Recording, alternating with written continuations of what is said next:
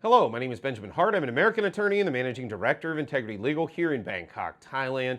As the title of this video suggests, we're asking the question, what does it cost to get a Thai work permit and business visa? And I don't mean to sound like a broken record or to sort of,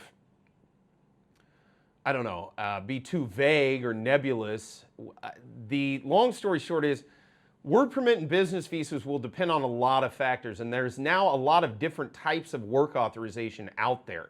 So depending on the given circumstances of a given case, that's going to factor in with the costs associated with work permit and business visa. For example, someone who comes here to Thailand is just an individual entrepreneur, sets up a small Thai company, and wants to go ahead and get a business visa and a work permit.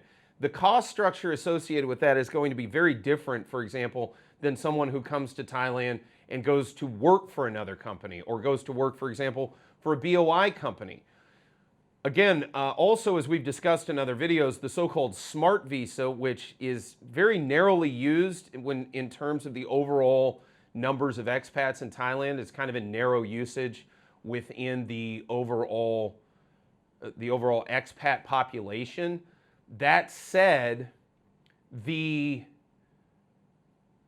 it's a different type of work authorization. The work authorization is inherent to that visa, so the costs associated with it are going to differ, again, from just setting up as an individual entrepreneur.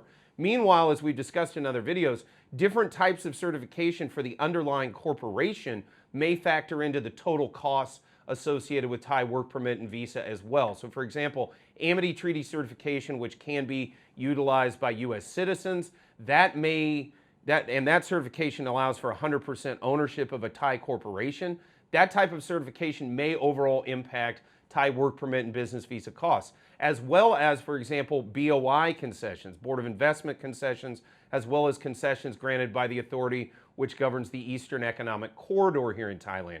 The associated costs associated with that can also have an overall impact on work permit and visa costs. So again, not to put too fine a point on it, exactly the type of business visa activity or the business activity that's going to occur in Thailand, as well as any relevant concessions or certifications, may have an impact on the overall cost of business visa and work permit issuance here in the Kingdom of Thailand.